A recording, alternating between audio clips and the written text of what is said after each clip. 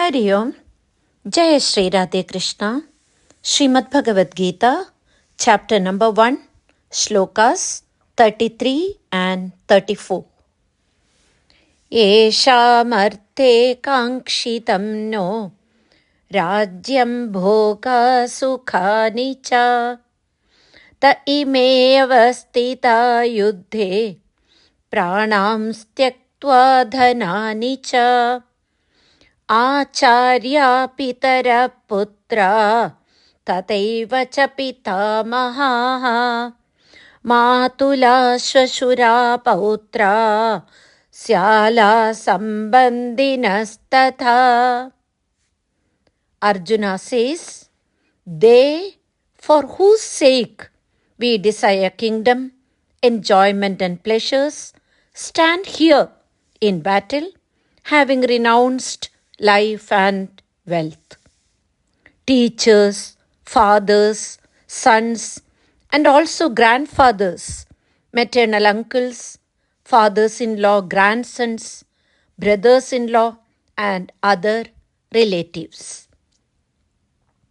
Continuing from the previous shloka, if it were to be submitted that even if Arjuna, being the son of Pandu and Kunti, had no desire for royal luxuries and kingly enjoyments, for the sake of his relatives, such desires are appropriate. This is neutralized by these two shlokas.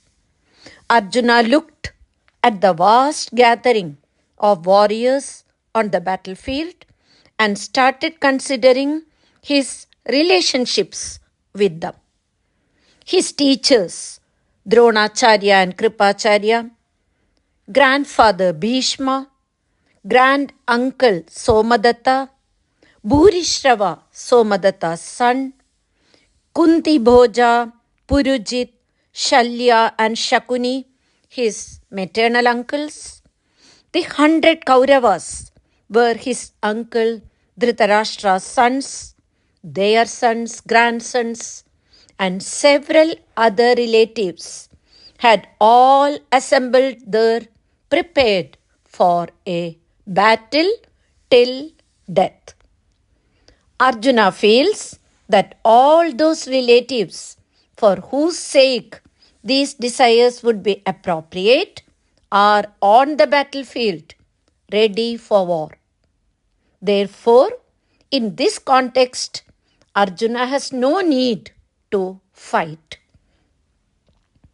One can desire a kingdom for the happiness of one's kinsman, even at the cost of one's own life. But in this battle, when the destruction of one's kin is certain, it is a fruitless desire to engage in battle.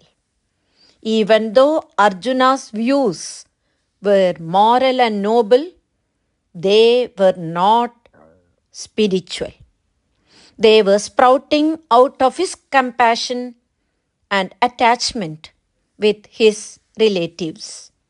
He was confused, disillusioned, and losing control of his body and mind. Here, Arjuna continues his fall into delusion by justifying why there is no point in living or in carrying out the mission he had committed to carry out. In his confused state, his mind mixed up his personal relationships with his mission-wise relationships. When thoughts and emotions are influenced by attachment, one gets deviated from the path of dharma. Attachment with people and possessions leads to sorrow and depression. Hari Om, Jai Shri Radhe Krishna.